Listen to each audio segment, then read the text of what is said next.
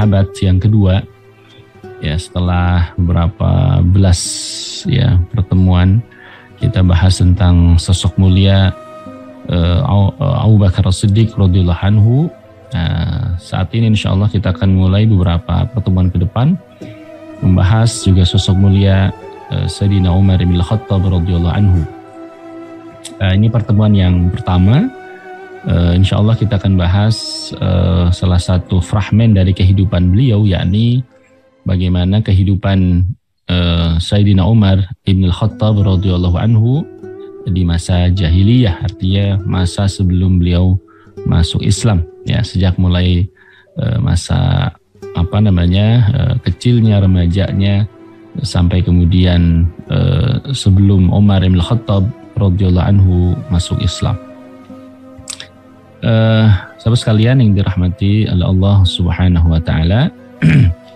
Yang pertama saya akan sampaikan terkait dengan nama beliau, nasabnya, nama panggilan, dan berikut dengan gelarnya begitu. Nama lengkapnya adalah Umar ibn Khattab ibn Nufail ibn Abdul Uzza ibn Rabbah ibn Abdullah ibn Qurt ibn Razzah ibn Addi ibn Ka'ab ibn Lu'ay ibn Ghalib ibn Quraisy al-Adawi, ya, atau ibn Fihr, ya. Nasab Sayyidina Umar bin Khattab itu bertemu dengan Rasul sallallahu alaihi wasallam pada Ka'ab ibn Lu'ay, ya, Ka'ab ibn Lu'ay bin Ghalib. Nah, dia bertemunya di situ. Kalau nggak salah di di keturunan ke-7 atau ke-8, ya, kalau tidak salah gitu, ya, ke atas, ya. Umar juga biasa dipanggil Abu Hafs, ya. Ada yang mengatakan ini karena anak beliau Hafsah gitu, tetapi ada juga yang bukan karena itu, ya. Umar bin Khattab digerai Al-Faruq, ini sang pembeda, karena dialah yang kemudian menampakkan Islam, ya, ketika di Mekah, ya. Al-Faruq itu yang memisahkan gitu, ya. Maka Allah Subhanahu wa taala memisahkan Umar antara kekufuran dan keimanan. Jadi orang yang sangat jelas-jelas, ya, ketika masuk Islam itu betul-betul ingin berbeda, ingin memisahkan, ingin yang memisahkan diri dari kekufuran, ya, ini Umar bin Khattab radhiyallahu anhu. Di antara sekian banyak sahabat, ya, tentu sekian banyak sahabat juga memisahkan antara kekufuran dengan keimanan setelah mereka masuk Islam. Tetapi lebih menonjol lagi Sayyidina Umar bin Khattab ketika masuk Islam itu betul-betul dia ingin dikenal. Ya, ketika masuk Islam itu Umar bin Khattab ingin betul-betul diketahui bahwa dia sudah masuk Islam, gitu. Ya, jadi bahkan nanti pada sesi berikutnya gitu, ya, kita akan mengetahui bahwa beliau itu ingin bagaimana caranya supaya keislaman dia itu diketahui oleh orang-orang Mekah, gitu. Nah, itu Umar, ya, maka kemudian dia diberi gelar Al-Faruq, ya, selain tentu karena sikap ketegasan beliau, ya, kalau berhubungan dengan masalah kekufuran.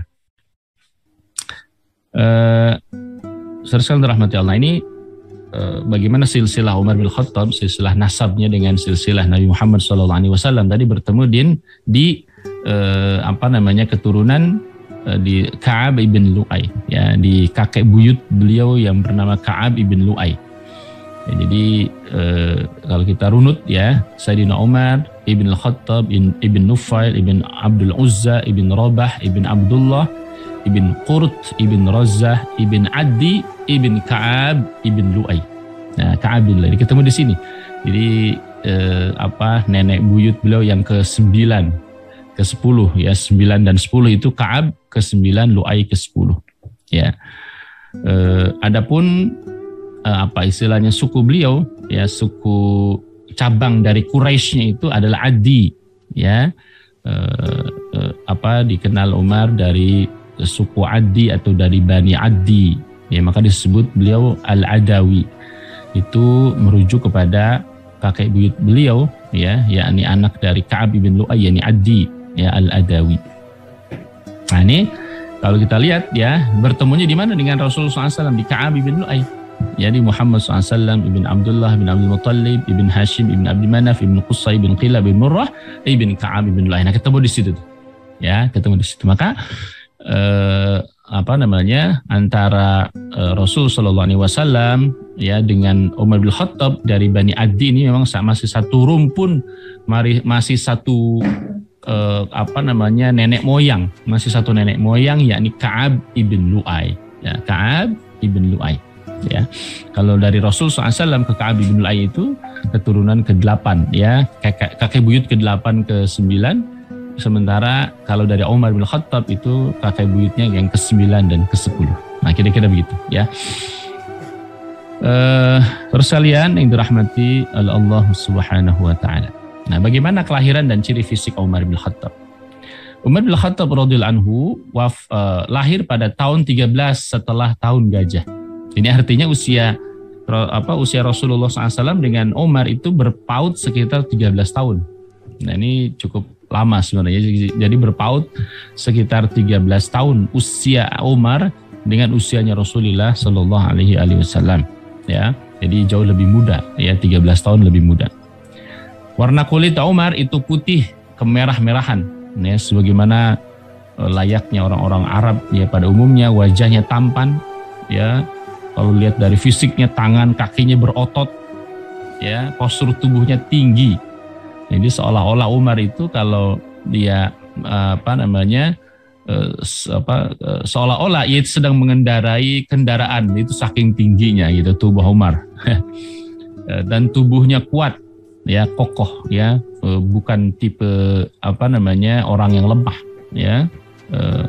Ini juga nanti ada hubungan dengan olahraga atau aktivitas fisik yang sering dilakukan oleh Umar.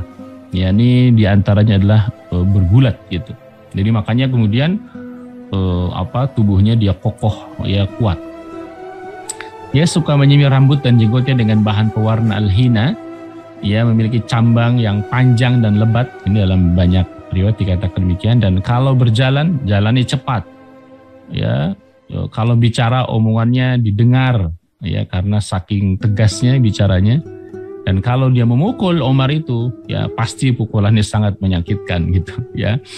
Jadi itu Umar, ya. Jadi bisa kita bayangkan, ya, walaupun tentu kita tidak bisa menggambarkan secara fisik, ya, dengan gambar misalnya, tapi bisa kita bayangkan bagaimana kemudian ciri-ciri fisik dari Sayyidina Umar bin Khattab. Jadi digambarkan ini orang yang tubuhnya kekar, ya, fisiknya kokoh. Ini berbanding dengan Sayyidina Abu Bakar Siddiq yang relatif beliau itu tubuhnya agak kurus gitu, ya, tidak berotot sebagaimana Umar gitu, ya. Itu Abu Bakar Siddiq, ya. Sementara Umar ini berkebalikannya, badannya tegap, badannya besar tinggi, ya, dan kokoh gitu, ya. Itu Umar. Terus kalian, siapa ayah dan ibunya Umar bin Khattab? Nama lengkap ayahnya Al-Khattab, maka beliau diberi gelar Umar bin Khattab. Dan Khattab itu adalah ayahnya, Khattab ibn Nufail, ya. Umar ibn Khattab ibn Nufail. Kakeknya Umar itu Nufail ibn Abdul Uzza adalah seorang hakim, ya, hakim di Quraisy. Jadi karena itu Umar bin Khattab ini merupakan orang yang terpandang, salah satu orang yang terpandang di Quraisy. Kenapa? Karena kakeknya itu Nufail ibn Abdul Uzza itu seorang hakim. Jadi ketika ada orang-orang Quraisy itu punya problem, punya masalah, ingin diselesaikan masalahnya, di antaranya mengadu kepada kakeknya Umar, ya, Nufail ibn Abdul Uzza. Nah, kita tahu, ya, posisi hakim, ya, kedudukan hakim pada masa itu yaitu sangat prestisius lah gitu, ya, sangat bergengsi, ya, dia sangat disegani, ya. Jadi keluarga Umar ini keluarga yang cukup terpandang, ya, keluarga yang cukup terpandang karena kakeknya Umar itu seorang hakim yang seringkali ketika ada problem, masalah di tengah-tengah masyarakat Quraisy, ya, di antara yang mengadunya kepada kakeknya beliau yang Nufail ibn Abdul Uzza. Sementara ayahnya Al-Khattab, ya, juga orang yang sangat cerdas, dihormati, ya, di masyarakat Quraisy, dan juga orang yang pemberani. Ini Umar itu di antara yang mewarisi sifat dan karakter ayahnya Al-Khattab itu, ya. terhormat dan kemudian orang yang pemberani. Ya, Al-Khattab termasuk salah seorang pemimpin Bani Adi, ya, juga dalam salah satu perang yang terjadi di Arab saat itu, yakni perang Fujar atau perang Fijar. Adapun nama lengkap ibunya adalah Hantamah binti Hashim bin Mughirah, ya, dan ya ini dari jalur ibunya inilah, ya, Umar itu ibundanya Umar bin Khattab itu putrinya Hashim, saudara perempuannya Abu Jahal, ya, saudara perempuannya Abu Jahal. Jadi Abu Jahal itu masih ada hubungan paman dengan Umar. Jadi Umar itu masih ada hubungan paman dengan Abu Jahal. Jadi Abu Jahal itu pamannya Umar dari jalur ibu, ya, dari jalur ibu itu pamannya Umar bin Khattab. Abu Jahal, ya, salah seorang tokoh, ya, kekufuran di Mekah ini, itu masih pamannya Umar bin Khattab dari jalur ibunya, yakni Hantamah ibn Hashim al-Mughirah. Nah, lalu kemudian siapa sajakah istrinya Umar dan anak-anak beliau? Ya, istrinya Umar dan anak-anaknya beliau. Di sini saya sampaikan istrinya Umar ketika masa jahiliyah dan kemudian nanti ketika Islam, ya. Walaupun tentu di masa Islam ini dalam catatan memang ada beberapa referensi yang agak berbeda. Ada yang mengatakan istri beliau itu 7 orang, ya. Ada yang mengatakan sampai ke 9. Itu nanti dengan yang melahirkan itu dengan diantara dengan hamba sahayanya begitu. Ya, tapi kemudian dihitung sebagai yang melahirkan dari anak-anaknya Umar bin Khattab radhiyallahu anhu. Ini tentu ya ketika dalam masa Islam tentu tidak disatukan lebih dari 4 istri, ya, lebih dari 4 istri dalam satu pernikahan gitu, ya. Ini ada yang diceraikan, ada yang meninggal, ya, jumlahnya sekitar ada yang mengatakan 7, ada yang mengatakan sampai 9 orang, ya. Siapa sajakah istrinya Umar bin Khattab? Yang pertama Zainab binti Maz'un. Ini saudara perempuannya Utsman ibn Maz'un. Ini dikaruniai 3 anak, yakni Abdullah. Nah, ini yang dikenal dengan Ibnu Umar. Jadi kalau sering ini masyhur, ya, di antara anak-anak Umar bin Khattab yang menonjol adalah Ibnu Umar. Nah, ini Abdullah ibn Umar. Ini dari istri beliau yang bernama Zainab binti Maz'un. Yang kedua adalah Abdurrahman Al-Akbar. Ya, ini disebut Abdurrahman Al-Akbar itu karena nanti ada nama anak Umar juga Abdurrahman. Ya, ada yang Abdurrahman Al-Asghar, ya. Ada Abdurrahman jadi ada Al-Akbar itu yang paling besar, Al-Awsat itu yang pertengahan, Al-Asghar itu yang paling kecil, kira-kira gitu. Tapi namanya sama-sama Abdurrahman. Dan yang ketiga Hafsah Ummul Mukminin, ya, Hafsah ini antara salah satu anaknya Umar bin Khattab radhiyallahu anhu, ya, yang kemudian berikutnya menikah dengan Rasulullah sallallahu alaihi wasallam, yakni Hafsah, ya, Hafsah Ummul Mukminin. Itu dari istri beliau yang bernama Zainab binti Maz'un, ya, Zainab binti Maz'un. Nanti begini, ya, ada juga saya ingin sampaikan, nanti saya akan sampaikan di sini juga beberapa riwayat yang meragukan, itu saya tidak mencantumkan, ya. Sebagai contoh misalnya Umar dikatakan pernah membunuh anak perempuannya hidup-hidup gitu. Kalau demikian itu kita tahu, ya, Zainab binti Maz'un ini dinikahi oleh Umar itu ketika beliau sebelum masuk Islam, dia masa jahiliyah gitu. Kalau itu dilakukan oleh Umar bin Khattab, maka sepertinya tidak akan mungkin lahir seorang wanita yang bernama Hafsah, ya, Ummul Mukminin, ya. Itu kan ada riwayat, bukan ada semacam kisah yang menggambarkan Umar itu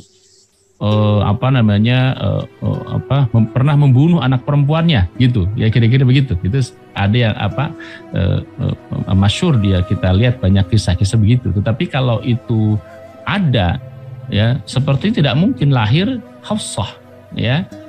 Ini Hafsah ini, ya, anak perempuan Umar, ya, lahir pada masa Umar sebelum masuk Islam, gitu, sebelum masuk Islam. Nah, jadi nanti ada beberapa riwayat yang nampaknya perlu kita luruskan juga. Berikutnya yang kedua, Mulaikah binti Jarwal dikaruniai satu orang anak yakni Ubaidillah. Beliau menceraikan Mulaikah, lalu Mulaikah dinikahi oleh Abu Jaham bin Hudzaifah. Ya, jadi ini istri yang kedua, ini Mulaikah diceraikan oleh Umar. Berikutnya Quraibah binti Abu Umayyah Al-Makhzumi. Ya, juga kemudian setelah dinikahi dicerai oleh Umar. Kemudian Quraibah dinikahi oleh Abdurrahman bin Abu Bakar As-Siddiq. Ya, setelah kemudian dinikahi oleh Umar, kemudian dinikahi oleh putranya Abu Bakar As-Siddiq. Berikutnya Umar istri beliau yang berikutnya adalah Ummu Hakim bin Al-Haris bin Hashim. Ya, ini dinikahi oleh Umar setelah suaminya Ummu Hakim ini Ikrimah bin Abi Jahal wafat, ya syahid pada saat jihad di Syam, di wilayah Syam. Nah, ini berarti setelah Umar menjadi khalifah, ya setelah Umar sudah masuk Islam itu. Dikaruniai seorang anak yakni Fatimah. Ya, ada riwayat yang mengatakan beliau menceraikan Ummu Hakim, ada juga yang mengatakan tidak menceraikan Ummu Hakim. Ya. Berikutnya adalah Jamilah binti Thabit bin Abi Aqlah, ada yang mengatakan Aqlah dari suku Aus. Ya, ini lahir darinya Asim. Ya, ini dari Jamilah binti Thabit. Nah, ini berarti juga pada saat Umar sudah menjadi Muslim, ya karena dia menikah dengan Jamilah binti Thabit dari suku Aus, ya di Madinah atau di Yathrib. Ya, ini kisahnya Asim juga masyhur ya kalau kita lihat ketika kemudian Umar itu misalnya menikahi Asim itu dengan salah seorang wanita yang kemudian tidak mau disuruh oleh ibunya mencampurkan susu dengan air gitu. Nah, kemudian dinikahi oleh Asim ya. Ini karena kemudian dinilai wanita tersebut adalah wanita yang yang jujur ya, yang jujur. Berikutnya istri Umar adalah Atiqah binti Zaid ibn Amr ibn Nufail. Sebelum menikah dengan Umar, Atiqah pernah menikah dengan Abdullah bin Abu Bakar As-Siddiq. Lalu setelah Umar wafat, Atiqah dinikahi oleh Zubair bin Awam. Lahir dari Atiqah itu Iyad, ya, Iyad. Berikutnya yang keenam Ummu Kulsum binti Ali bin Abi Thalib. Jadi Umar juga pernah menikahi putrinya Ali bin Abi Thalib, yakni Ummu Kulsum. Ya, dengan ini berikutnya Sri Fatimah, saudaranya Hasan dan Husain. Jadi Ummu Kulsum ini adalah anaknya Ali bin Abi Thalib dengan istri beliau Fatimah. Ya, ini putrinya Rasulullah Shallallahu Alaihi Wasallam. Ya, jadi Umar menikah dengan Ummu Kulsum, putrinya Ali bin Abi Thalib, ya, dengan istri Fatimah gitu radhiyallahu anha. Saudaranya Hasan dan Husain. Ya, dari hasil pernikahannya dikaruniai dua orang anak yakni Zaid dan Ruqayyah. Lalu berikutnya Luhayyah. Nah, ini dikatakan ya seorang hamba sahaya lahir darinya yakni Abdurrahman Al-Awsat, ya. Lalu kemudian Fukaihah juga disebut sebagai seorang hamba sahaya yang melahirkan Zaid Al-Asghar. Kalangan sejarawan juga berbeda pendapat dengan siapa nama ibu dari Abdurrahman Al-Asghar, ya, yakni ibunya apakah seorang hamba sahaya atau kemudian dinikah oleh Sayyidina Umar bin Khattab radhiyallahu anhu. Nah, itu kira-kira ya. Jadi ada mengatakan putra putrinya Umar bin Khattab itu 12, ada mengatakan 13 orang, ya. Itu istri dan anak-anaknya Umar bin Khattab radhiyallahu anhu. Nah, bersalawat rahmati Allah Subhanahu wa taala. Bagaimana kehidupan Umar bin Khattab pada masa jahiliyah? Ya, bagaimana kehidupan Umar bin Khattab pada masa jahiliyah? Kita tahu ya ini hadis Nabi sallallahu alaihi wasallam, ya.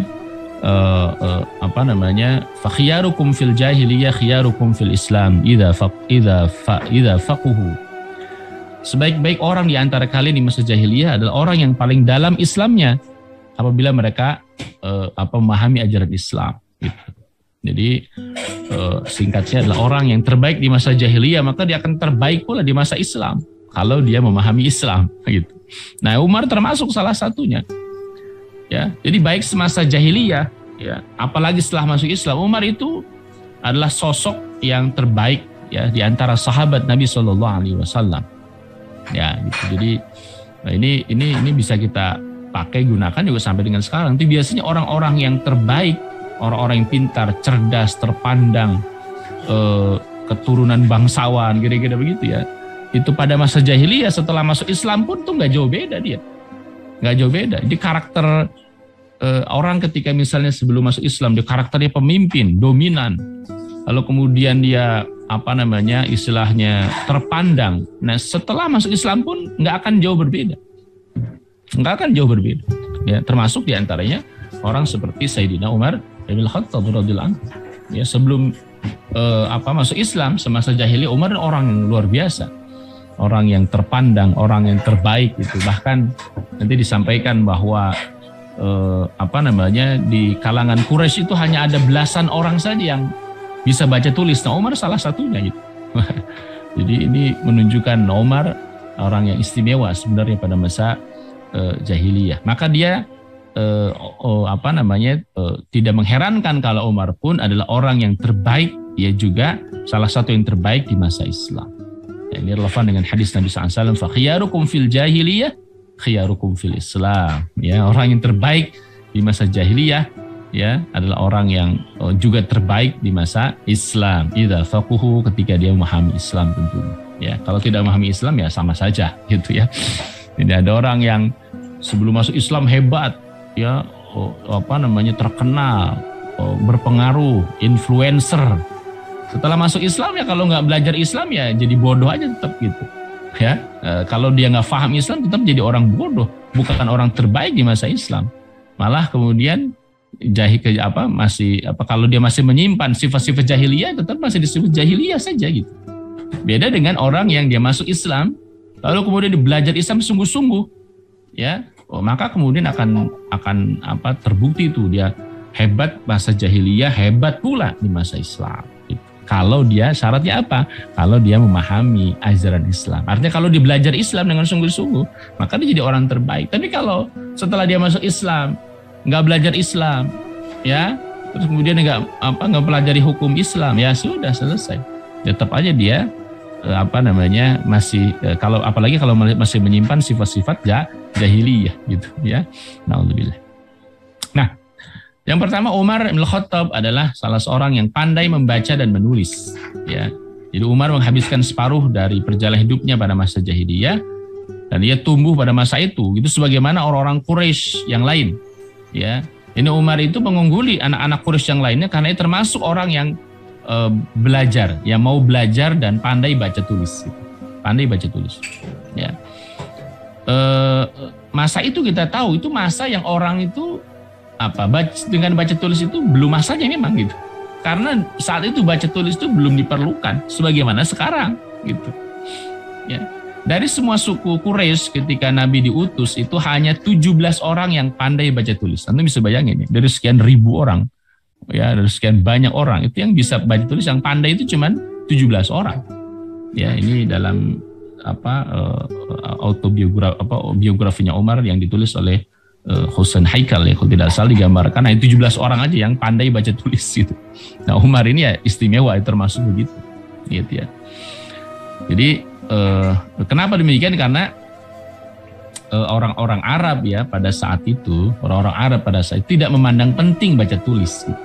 Tidak memandang penting baca tulis. Jadi kalau kemudian digambarkan anak-anak muda yang pintar baca tulis dengan anak-anak muda yang pintar perang, memanah, berkuda, kira-kira begitu. Itu lebih dipilih anak-anak muda yang pandai berperang, memanah, memainkan tombak, bergulat daripada anak muda yang bisa baca, bisa tulis gitu. Bisa dipahami kira-kira. Ya, masa itu memang yang diperlukan anak-anak muda atau orang-orang yang dia pandai berburu. Ya, karena apa? Karena mencari makannya itu dari berburu, ya, dari fisik gitu. Ya, mengandalkan fisik. Kalau sekarang mungkin berbeda ya, intelektualitas gitu ya yang diperlukan ya. Maka sebenarnya lumrah juga. Jadi wajar kalau orang tua, kenapa sih orang dulu nggak mementingkan baca tulis? Beda zaman. Ya, zaman dulu orang mencari nafkahnya itu dengan fisik. Selain tentu dengan dagang ya. Dagang itu juga kan tidak memerlukan ilmu pengetahuan yang tinggi gitu ya. Ya cukup dia mengenal uang, ya bisa berhitung, kira-kira itu selesai sebenarnya gitu ya.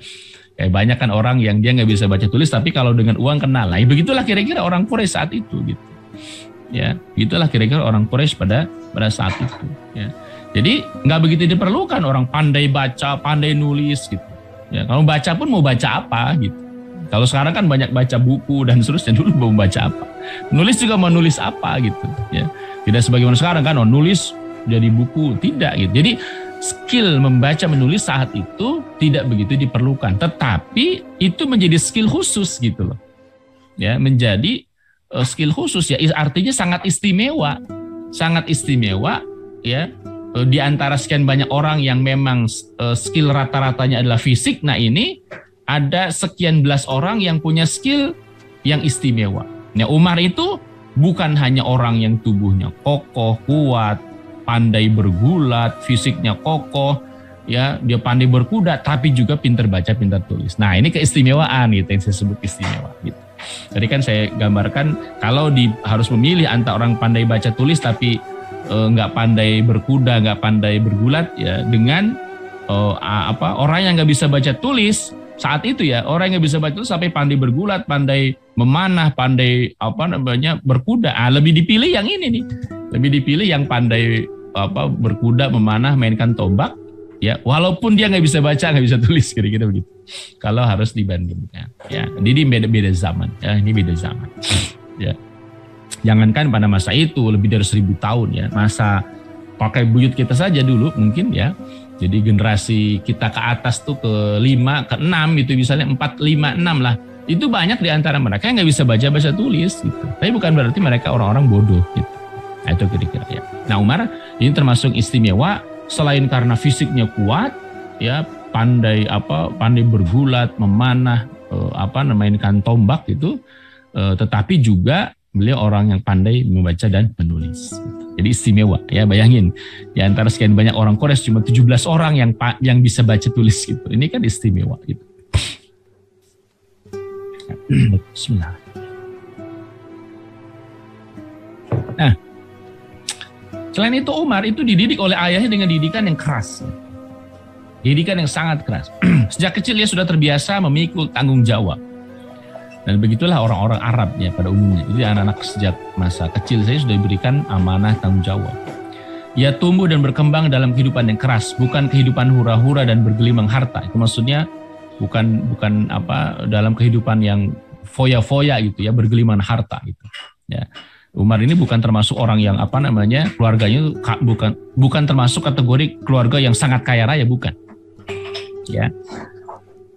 Ayahnya Al-Khattab ya membawa Umar itu ke dunia kehidupan yang keras, yakni dunia penggembalaan.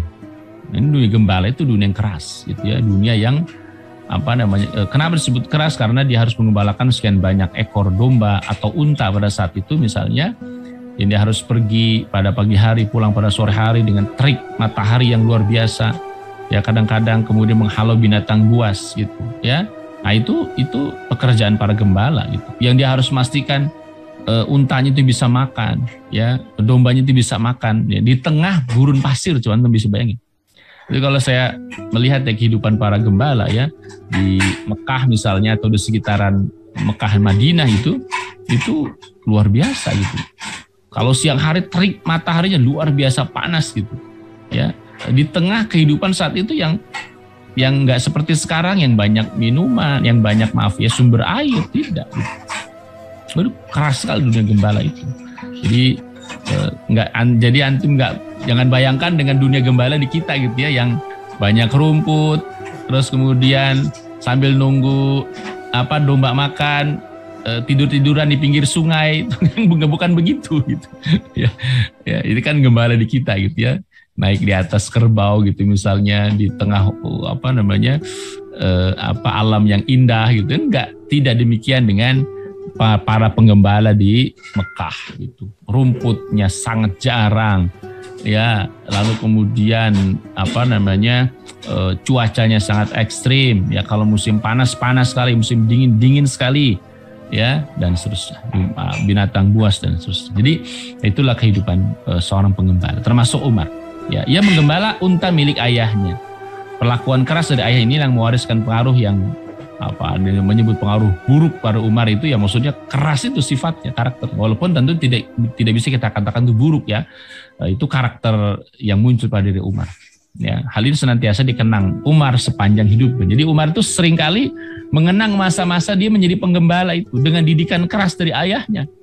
Ya, dengan didikan keras dari ayahnya.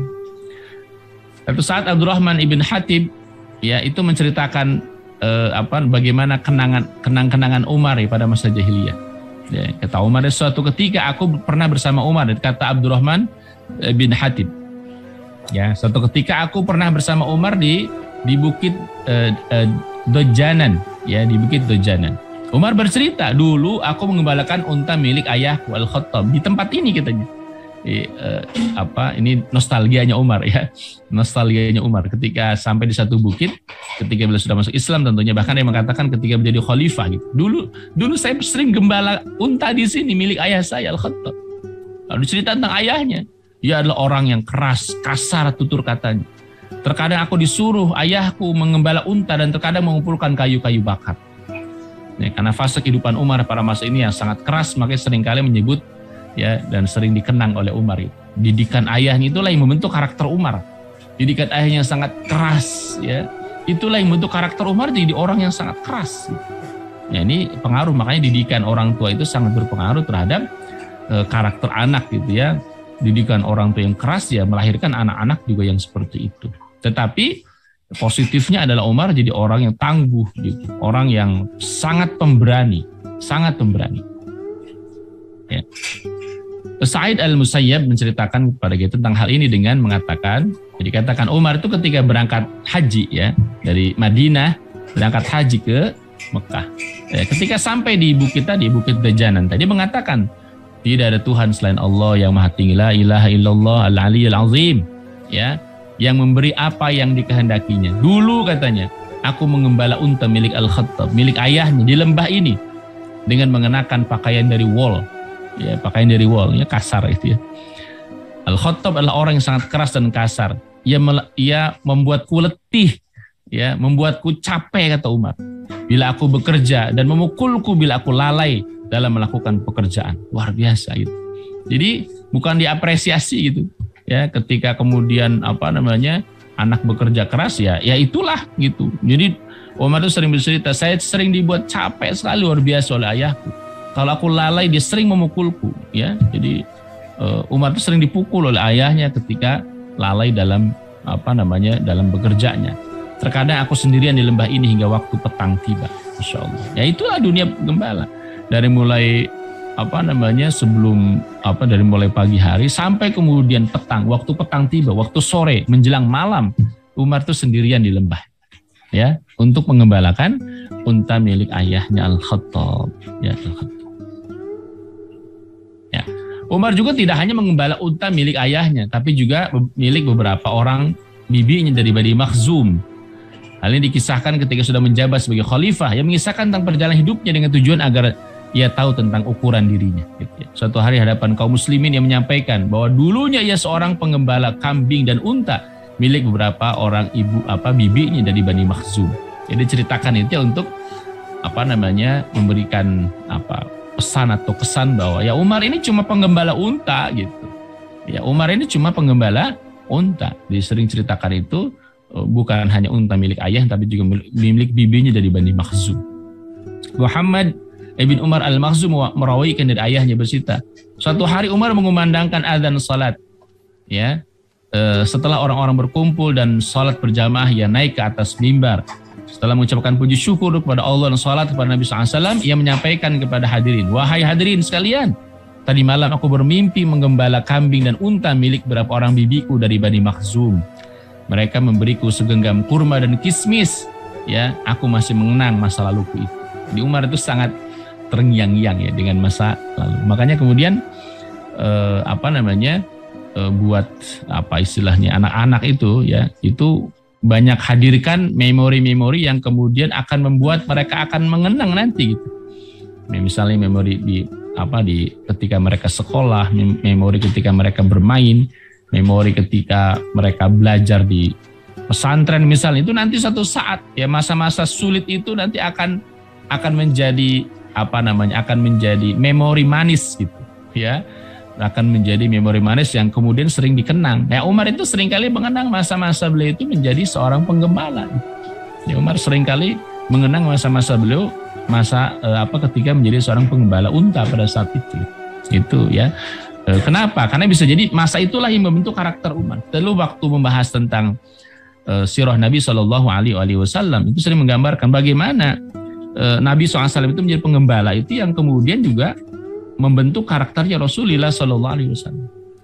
Jadi dunia gembala itu dunia yang luar biasa, banyak ibarat, banyak ibrah, banyak pelajaran. Dalam mengembala kita tahu ya, itu orang dididik menjadi pemimpin. Itu di dunia gembala gitu. Jadi bukan perkara remeh ya. Jadi dunia gembala, apalagi dunia gembala pada masa itu ya. Ya, dunia gembala unta atau domba pada masa zamannya Rasulullah SAW pada masa itu, dan di tengah kehidupan alam yang seperti itu yang jarang sekali rumput dan seterusnya, itu pasti akan sangat membentuk karakter para penggembala saat itu. Jadi karakter penggembala itu hampir pasti akan membentuk seorang itu menjadi seorang pemimpin. Kenapa? Karena dia harus mampu untuk kemudian membawa hewan gembalaannya dari rumah, dari kandang dalam keadaan perut kosong, pulang ke rumah dalam keadaan perut kenyang. Nah, itulah tugas pemimpin gitu.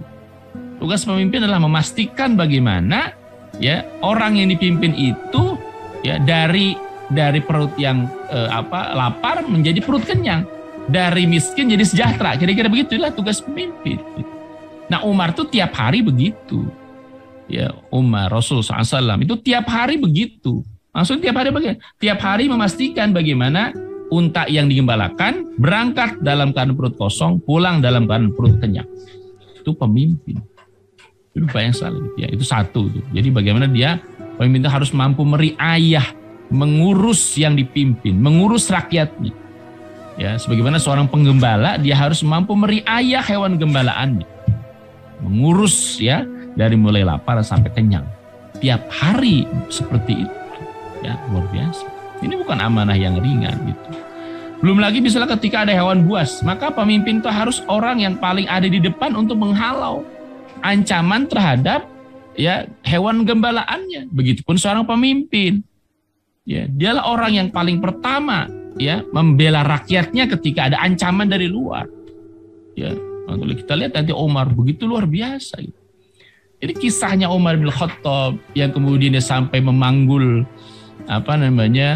gandum itu ya, ketika melihat dengan mata kepalanya sendiri ada seorang wanita ya dengan anak yang kemudian dia kelaparan, dipanggul gandum itu sendiri dengan pundaknya Umar bin Khattab.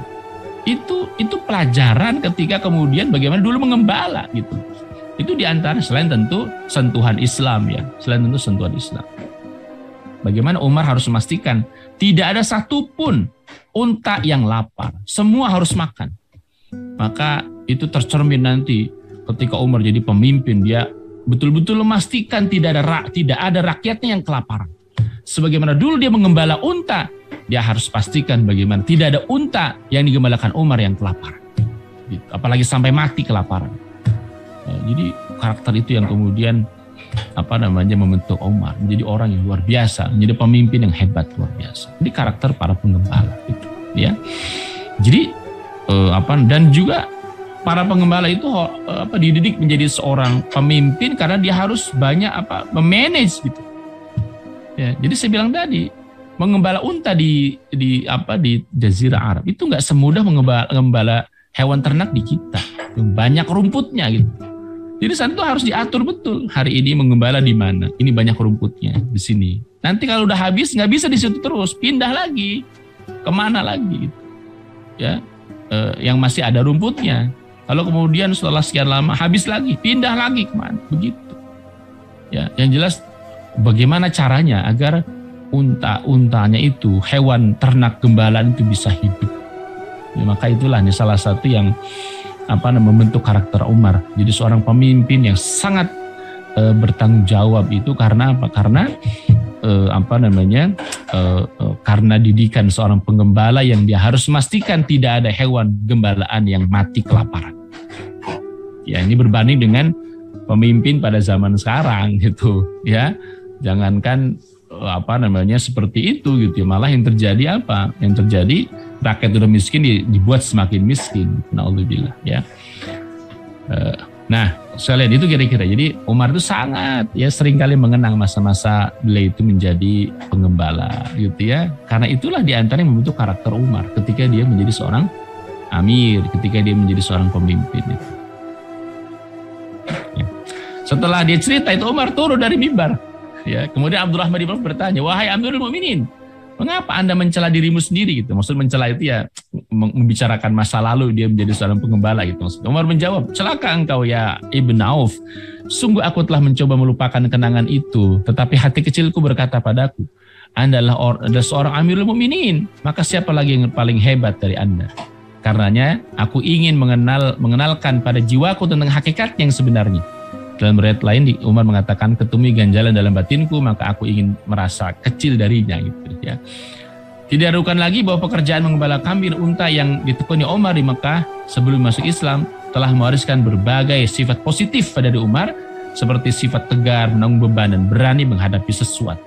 Nah itu. Jadi di antara yang membentuk karakter seorang pemimpin juga menggembala itu ya akan membentuk sifat karakter kokoh, tegar, menanggung berbagai macam beban. Termasuk kan tadi tekanan dari siapa? Dari ayahnya Al-Khattab itu luar biasa.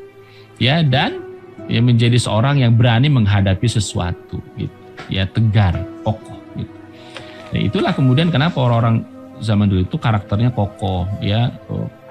Jangankan terhadap masalah yang kecil, masalah besar dia akan mampu menghadapi karena terbiasa menghadapi masalah. Maka kita pun mestinya demikian gitu terhadap anak-anak kita gitu. Jadi ketika mereka ada masalah ya suruh mereka menghadapinya gitu. Jangan kemudian bentar-bentar dibantu orang tuanya, bentar-bentar dibantu orang tuanya, bentar-bentar dibantu orang tuanya gitu. Nah gitulah kita gitu ya. Sehingga nggak akan melahirkan anak-anak yang kokoh, nggak akan melahirkan anak-anak yang kuat gitu. Kenapa? Karena masalah itu selalu ada yang menyelesaikannya gitu. Ya jangan seperti itu. Nah, orang-orang karakter seperti Umar gitu ya, itu jangankan masalah kecil, masalah besar diselesaikan sendiri gitu. Ya. Banyak anak-anak kita tuh yang manja-manja itu ya dikhawatirkan ke depannya menjadi anak-anak yang cengeng gitu. Anak-anak yang tidak mampu menghadapi beban yang berat di masa depan. Ya kalau masih ada orang tuanya. Kalau nggak ada orang tuanya gimana? Ya. Nah, itulah. Jadi ini hati itu juga ya buat para orang tua begitu ya, juga termasuk koreksi bagi kita semuanya begitu ya, bagaimana memperlakukan anak itu ya, tentu tidak kasar sebagaimana orang tua yang lain misalnya yang sangat kasar ke anaknya, tetapi kemudian bagaimana membuat anak itu menjadi anak yang tangguh. Caranya bagaimana? Ketika ada masalah suruh dia menyelesaikan masalahnya sendiri. Ya, baru ketika tidak mampu diselesaikan gitu ya. Selama anak itu bisa menyelesaikan masalah sendiri, ya selesaikan supaya dia terbiasa problem solving, menyelesaikan masalah gitu. Nah, terus kan dirahmati Allah Subhanahu wa taala. Umar ya juga anak muda yang mahir bergulat dan berkuda. Ya, Umar itu wajahnya agak kemerah-merahan, tangannya kidal. Jadi Umar itu kidal ya, dengan kaki yang lebar sehingga berjalan sangat cepat. Sejak muda ia memang sudah mahir dalam berbagai olahraga. Nah, olahraga gulat dan menunggang kuda. Ya, termasuk yang paling digemari ya, di antaranya adalah gulat dan menunggang kuda. Ketika yang sudah masuk Islam, ada seorang gembala ditanya. Ya, kamu tahu tuh si kidal itu udah masuk Islam. Jadi ketika Umar masuk Islam, disebut tuh, tahu nggak kamu itu si kidal itu masuk Islam? Gembala itu menjawab, yang beradu gulat di pasar Ukaz katanya. Ya, setelah dijawab bahwa dia itu orangnya, gembala itu kemudian dia bilang, oh mungkin ia membawa kebaikan buat mereka, maksudnya buat orang Islam, ya mungkin juga jadi bencana itu katanya, karena melihat karakter Umar ini tadi. Gitu.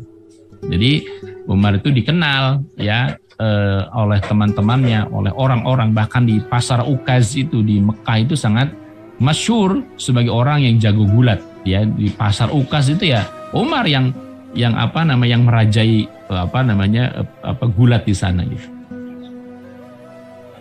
Pada masa jahiliyah, Umar tidak hanya melakukan pekerjaannya sebagai penggembala. Sejak muda ia sudah terampil dalam berbagai bidang olahraga. Jadi fisik ya, makanya saya bilang orang zaman dulu ya aktivitasnya aktivitas fisik yang kebanyakan. Tidak sebagaimana anak-anak sekarang gitu. Yang sekarang itu mager istilahnya ya, malas gerak ya, di rumah, di kamar, main handphone, main game, di depan laptop gitu ya. Itu anak-anak sekarang. Dulu orang dulu nggak ada, yang jarang sekali kemudian di rumah mager ngapain gitu. Ya, nggak ada handphone, nggak ada gadget. Ya ini memang beda dunia gitu. Dulu ya memang apa namanya banyak aktivitas anak-anak remaja itu ya aktivitas fisik. Ya gulat, nunggang kuda, berburu, main tombak, main panah, ya begitu. Ya gitu. Sebagaimana mungkin masa-masa apa namanya anak-anak zaman tahun 80-an, 90-an gitu ya, yang kemudian apa ya main layang-layang, main mungkin petak umpet, main ngebolang di sawah, terus kemudian apa namanya ya pokoknya aktivitas fisik gitu, ya main bola gitu ya, dan seterusnya. Ya karena belum ada tadi ya, belum ada sosial media, belum ada gadget macam-macam. Di antara berbagai olahraga, naik kuda itulah yang paling disukainya sepanjang hidupnya. Selama dalam pemerintahannya, pernah ia datang dengan memacu kudanya sampai hampir-hampir nabrak orang itu. Jadi Umar tuh kalau menunggang kuda sangat cepat sekali. Kalau sekarang mungkin mengendarai kendaraan mobil, motor gitu ya, cepat gitu ya, sering ngebut. Ketika mereka melihatnya, mereka heran. Apa yang membuat kalian heran, kata Umar? Ya, aku merasa cukup segar, lalu kukeluarkan seekor kuda dan kupacu gitu. Maksudnya itulah hobinya Umar, gitu loh ya. Kenapa ente heran? Nih hobi saya lah, kira-kira begitu. Ya, jadi Umar tuh kalau kemudian sudah naik kuda, ya, nah itu dia sudah fresh gitu ya. Ya itulah hiburan Umar, itu hobinya begitu. Ya, ya hobinya Umar ya menunggang kuda, naik kuda dengan cepat gitu. Bukan hanya itu, Umar juga seorang penyair, pembuat syair dan pelantun syair.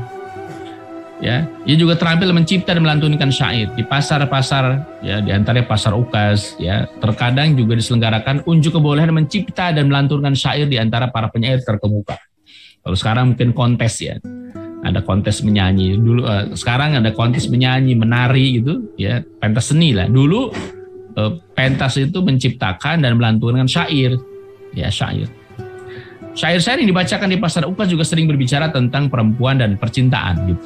Nah ini ya hampir sama lah dengan sekarang gitu. Kalau orang melantunkan lagu, ya lagu-lagu sekarang ya hampir sama, nada-nadanya nada perempuan, percintaan, birahi, ya seperti itu. Puisi-puisi mereka itu biasa menggoda gadis-gadis Mekah dengan dorongan cinta birahi. Terkadang pertunjukan di pasar tersebut juga menyulut perang antar suku. Pasar Ukas sendiri telah menyulut api perang sebanyak 4 kali. Perang-perang antar suku dinamakan perang Fujar atau perang Fijar. Selain itu, Umar juga adalah orang yang peminat sejarah ya, dan sangat memperhatikan urusan-urusan Quraisy gitu. Jadi apa istilahnya, dia orang yang sangat menjadi pemerhati sejarah, peminat sejarah ya, dan terutama sejarahnya Quraisy gitu. Ya, jadi Umar menaruh perhatian terhadap masalah sejarah dan urusan-urusan kaum Quraisy. Dia sangat gemar mengunjungi pasar-pasar bangsa Arab seperti pasar Ukas, pasar Majana, pasar Dzul Majaz. Kunjungan ke pasar ia digunakan untuk bergabung dan pelajari sejarah bangsa Arab serta untuk mengetahui berbagai peristiwa yang sedang terjadi. Dia mencermati peristiwa terjadi di pasar gitu. Jadi karena pasar itu kan tempat orang banyak kumpul.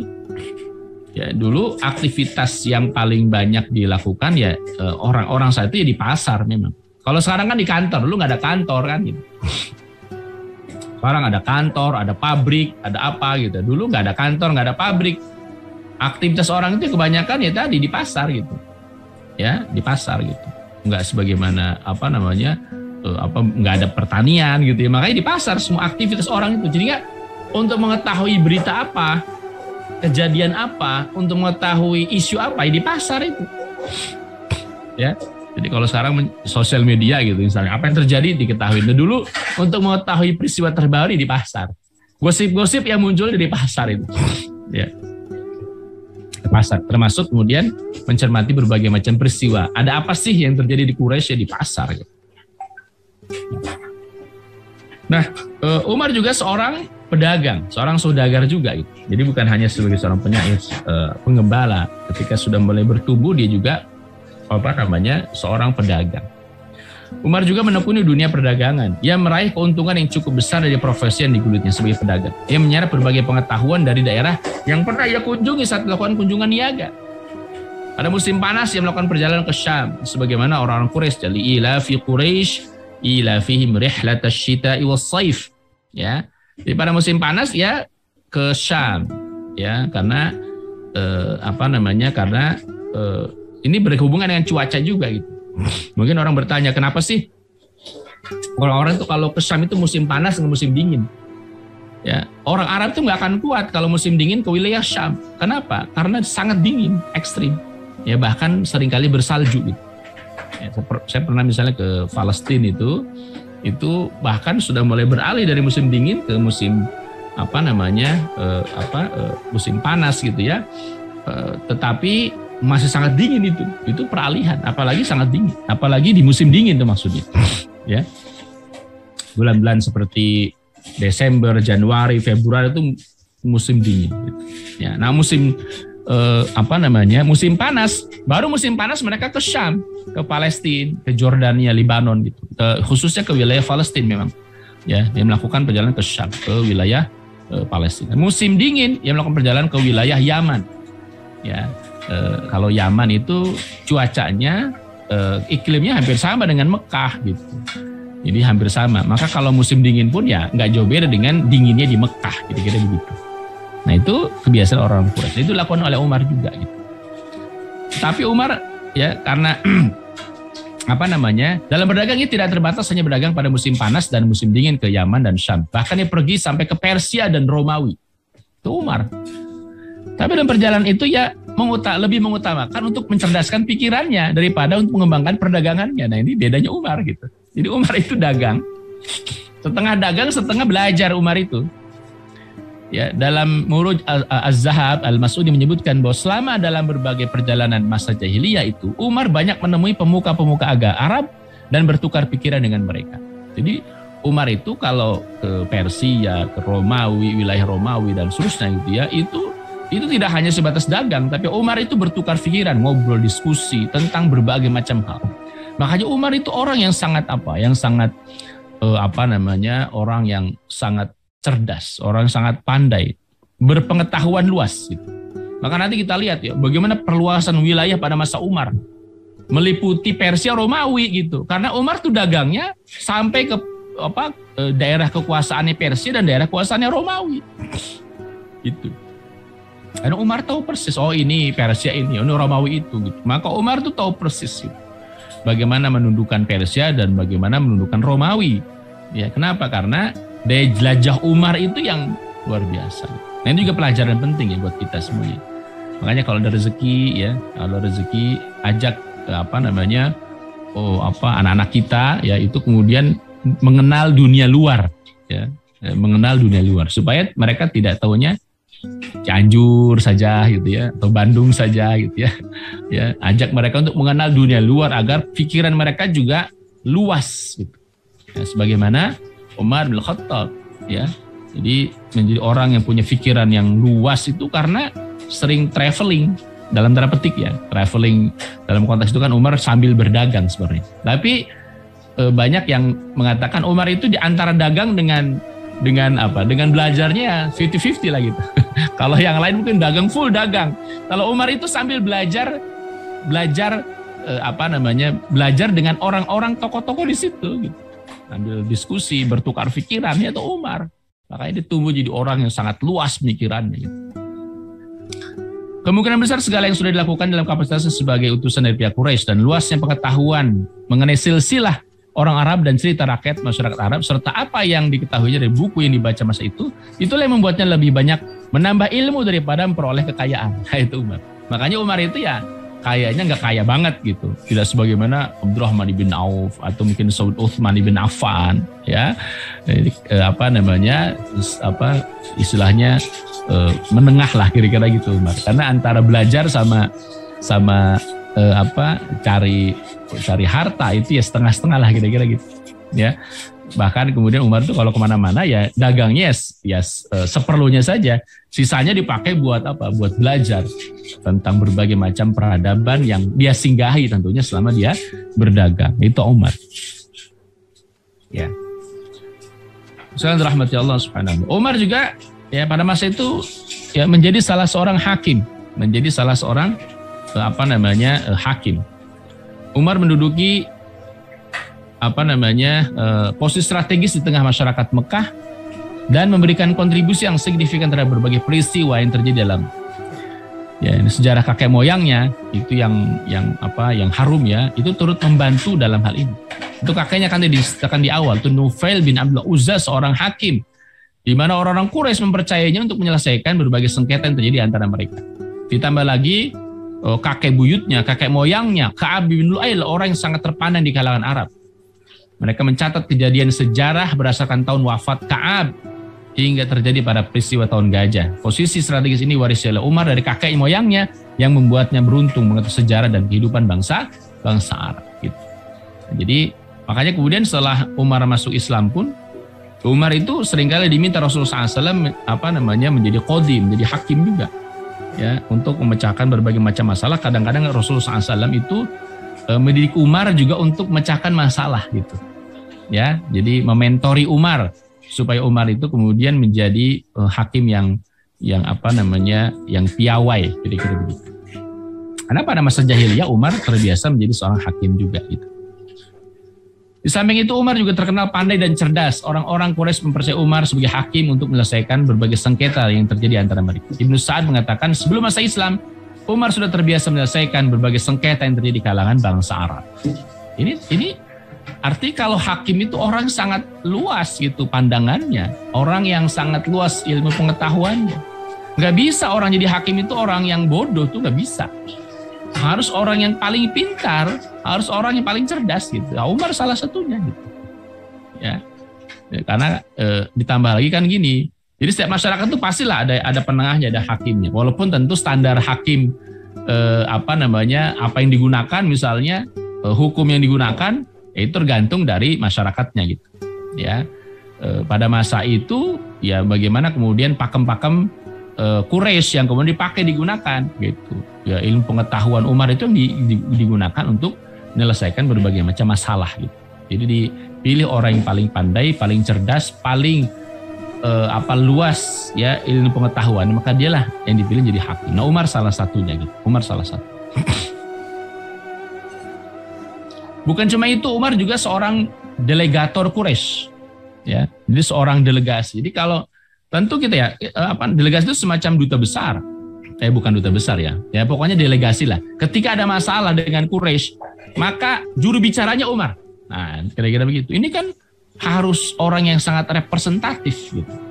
Harus orang yang ketika diutus itu dia mampu untuk menyelesaikan masalah. Karena dia mewakili Quraisy. Ini bukan tugas yang ringan. Seorang delegasi itu artinya dia mewakili bangsa yang diwakili, suku yang diwakili. Ya, Umar teruji itu. Ya, Umar itu teruji ketika menyelesaikan berbagai macam masalah dengan Quraisy, antar Quraisy dengan suku yang lain. Umar selalu menyelesaikannya dengan penyelesaian yang memuaskan. Umar terkenal sebagai orang yang bijaksana, bicaranya fasih, pendapatnya baik, kuat, ya. Seorang penyantun terpandang, argumentasinya kokoh dan bicara yang jelas. Nah, itu. Jadi itu modal seorang delegator, ya. Modal seorang delegasi ya begitu. Dia argumentasinya harus kokoh, ya. Bukan orang yang kemudian gimana ente aja lah gitu. Enggak, dia harus mampu mempertahankan argumentasinya. Itu Umar. Sifat yang dimiliki ini mengantarkan menjadi duta atau delegasi untuk Quraisy dan menjadi wakil yang membanggakan keturunan mereka sebagai suku-suku lain. Ya, jadi seorang delegasi itu ya harus betul-betul orang yang pandai, ya, orang yang kuat argumentasinya, ya, orang yang luas ilmu pengetahuannya. Ibnu Jauzi mengatakan Umar bin Khattab menduduki posisi sebagai duta atau delegator.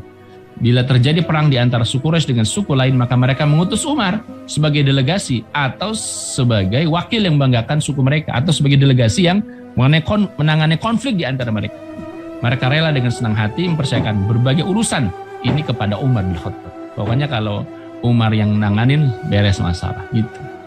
Jadi ini posisi yang penting, mewakili Quraisy loh, ini bukan main-main.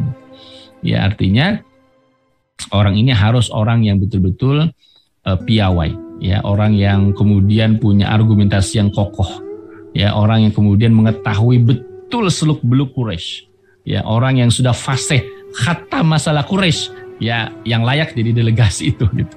Nah Umar ya yang resmi menjadi delegasinya Quraisy gitu. Ya. Nah ini di antara tokoh-tokoh Quraisy pada masa itu ya, yang sezaman dengan Umar ada 9 orang. Ya, ini 9 tokoh Quraisy. Ya, 9 tokoh Quraisy salah satunya Umar. Ya. Jadi mereka itu suku Quraisy itu ada berbagai macam suku, perwakilan dari berbagai macam suku-suku di bawahnya. Jadi suku besarnya Quraisy, ada suku-suku kecil di bawahnya itu. Ada dari Bani Hashim, Bani Umayyah, Bani Asad, Bani Taim, Bani Makhzum, Bani Adi, Bani Jum'ah, Bani Saham, Bani Naufal. Kumpul 9 tokoh mewakili masing-masing suku suku tadi gitu. Nah, di antara mereka punya tugas masing-masing turun-temurun. Ya. Tugasnya itu di antaranya. Al-Abbas bin Abdul Muttalib misalnya dari Bani Hashim, ya. Jadi keluarga Bani Hashim itu tugasnya di antara menyediakan makan dan minum bagi jamaah haji, jamaah umroh gitu ya. Itu tugasnya Abbas. Nah, Abbas juga tokoh ini, salah satu tokoh Mekah yang berpengaruh 9 orang ini. 9 orang ini. Satu di antara adalah Abbas bin Abdul Muttalib dari Bani Hashim. Tugasnya menyediakan makan minum bagi jamaah haji. Nah, itu tugas dari Abbas. Yang kedua, Abu Sufyan bin Harb dari Bani Umayyah. Tugasnya apa? Memegang panji Quraisy al-Uqab, panji perang. Ya, makanya dalam beberapa perangan itu Abu Sufyan menjadi pimpinan perangnya gitu. Ya, karena sukunya Abu Sufyan yang di Bani Umayyah, dia memegang panji Quraisy, panji perang. Ya, maka lahir juga anak keturunannya juga anak keturunan yang luar biasa dalam hal jihad fisabilillah gitu. Abbas masuk Islam, Abu Sufyan kemudian berikutnya masuk Islam. Ya, berikutnya Utsman bin Talhah bin Zam'ah bin Al-Aswad dari Bani Asad juga, ya dia antara tugasnya megang kunci Ka'bah. Ya. Berikutnya Abu Bakar As-Siddiq. Nah, Abu Bakar dari Bani Taim, tugasnya mengurusi al-asnaq, yakni diat dan masalah denda. Jadi pengurusan masalah diat, kalau ada denda segala macam itu yang ngurus adalah Abu Bakar As-Siddiq radhiyallahu anhu. Ada Khalid bin Walid dari Bani Makhzum. Ini Khalid dari Bani Makhzum mengurus al-Qubbah, itu tenda-tenda pasukan, al-A'innah, tali kendali kuda perang. Jadi kalau kemudian ini istilahnya Khalid itu yang ngurus logistiknya perang, itu Khalid bin Walid. Kalau Abu Sufyan ngurus panji perang, nah Khalid bin Walid yang ngurus logistiknya perang. Mulai dari tali kendali unta, tali kendali kuda buat perang sampai tenda pasukan, itu diurus oleh Khalid bin Walid. Makanya Khalid sangat piawai dalam perang karena sehari-harinya yang ngurus masalah perang gitu. Sehari-hari ngurus masalah perang. Nah, satu di antaranya adalah Umar bin Khattab radhiyallahu anhu dari Bani Adi, mengurusi as-sifarah, pendelegasian sebagai duta atau utusan untuk melakukan pembicaraan ketika terjadi konflik di masa jahiliyah. Umar ya dari Bani Adi, Ada Sofwan bin Umayyah dari Bani Jum'ah mengurus al-azlam, masalah pengundian nasib. Ya, masalah masalah pengundian itu biasa ada di Ka'bah gitu ya. Ya, orang ketika ada masalah segala macam selain ke hakim juga dia mengadu ke berhala-berhala itu, nanti ada pengundian pengundian nasibnya gitu. Ya. Biasanya itu sering kan disebut mengundi dengan anak panah. Itu maksudnya gimana? Mengundi anak panah itu gini. Anak panah itu biasa ditempatkan di suatu tempat ya.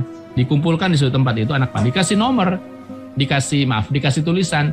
Kalau kita iya tidak gitu. Di ujung-ujungnya tuh dikasih nomor.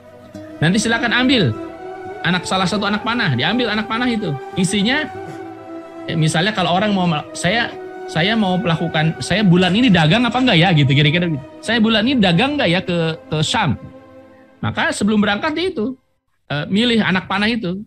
Satu diambil, lihat ujungnya, apa bacaannya. Kalau tulisannya iya, na'am misalnya, berangkat. berangkat gitu. Kalau BC tidak, dia nggak berangkat. Nah itu maksudnya pengundian nasib itu di situ. Jadi maksud mengundi dengan anak panah itu di situ. Ya. Jadi anak panah itu diacak, ditulisnya di ujung-ujungnya, tulisan iya tidak, iya tidak, iya tidak. Kalau istilah kita gitu. Nanti diambil salah satu, isinya tidak, udah nggak jadi gitu. Atau isinya iya, jadi gitu. Nah itu kepercayaan orang dulu. Ada Al-Haris bin Qais dari Bani Saham mengurus masalah hukumah peradilan dan pengumpulan harta untuk tuhan-tuhan mereka, dan Al-Haris bin Amr dari Bani Naufal mengurus rifadah, pengumpulan iuran untuk membantu orang-orang yang tidak memiliki bekal. Ya, orang-orang ini seksi sosialnya lah kira-kira begitu. Dari 9 tokoh ini Umar salah satunya. Ya, dari 9 tokoh Quraisy Umar salah satunya. Maka wajar kalau kemudian Umar itu ya tumbuh menjadi orang yang sangat tadi betul, khiyarukum fil jahiliyah khiyarukum fil Islam. Ya, orang yang hebat masa jahiliyahnya, maka dia hebat pula pada masa Islam. Syaratnya kalau dia memahami Islam, syaratnya itu. Ya. Nah, terus kalian rahmati Allah Subhanahu Wa Taala. Ya, Umar juga orang yang sangat fanatik terhadap Quraisy. Ya. Umar itu orang yang sangat fanatik terhadap Quraisy. Maka nanti kalau kita lihat ya, nanti saya gambarkan pula. Kenapa Umar itu awalnya sangat benci terhadap Rasulullah SAW? Karena Rasulullah SAW dianggapnya memecah belah Quraisy gitu. Memecah belah Quraisy dianggap oleh Umar gitu. Maka Umar itu sangat fanatik terhadap Quraisyan itu. Ya, kalau sekarang mungkin sangat nasionalis gitu. Umar itu orang yang sangat nasionalis gitu. Sangat nasionalis ya. Terhadap Quraisy saat itu, sangat fanatik lah terhadap Quraisy gitu. Umar dengan gigih mempertahankan segala sesuatu yang sudah menjadi tradisi Quraisy dan berupa ritual ibadah, sistem sosialnya termasuk sistem sosialnya. Ia memiliki sifat tulus untuk menjadikannya rela mengorbankan jiwanya untuk mempertahankan sesuatu yang diyakini. Dengan sikap yang demikian, maka ia menentang agama Islam pada awal dakwah Islam. Umar merasa khawatir kalau agama baru itu meruntuhkan sistem sosial, politik, dan budaya Mekah yang sudah mapan. Nah itu alasan Umar gitu. Jadi Umar Ibn Khattab itu membenci Islam itu bukan karena Umar meyakini menyembah berhala itu yang benar, bukan. Itu ya. Umar Ibn Khattab itu memusuhi Islam di awal-awal itu bukan karena menganggap ajaran Islam itu salah, keliru, enggak. Orang Quraisy itu enggak ada yang berani menyangkal kebenaran ajaran Islam. Termasuk Umar itu enggak berani menyangkal kebenaran Islam. Ya. Jadi Umar itu memusuhi Islam, memusuhi Nabi SAW karena Umar itu sangat fanatik terhadap Quraisy. Dia menganggap bahwa agama baru itu akan meruntuhkan sistem sosial, sistem politik dan budaya Mekah yang dianggapnya sudah mapan.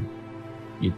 Nah, sama lah seperti orang-orang zaman sekarang. Gitu. Ini kita sudah mapan, nggak boleh lagi ada yang mengubah gitu ya, dianggapnya sudah final gitu ya. Jadi budaya Mekah sudah final, sistem politik di Mekah sudah final, sistem sosial di Quraisy sudah final. Gak boleh ada orang yang coba-coba untuk meruntuhkan. Nah, kalau ada orang yang mencoba, hadapi Umar. Gitu. Ya Umar begitu dulu, orang yang sangat fanatik terhadap Quraisy. Kebencian Umar terhadap Rasulullah SAW masa itu dan terhadap Islam itu karena dianggapnya Islam itu akan memecah belah sistem sosial, politik dan budaya Mekah saat itu. Gitu. Ketika Umar belum tahu gitu.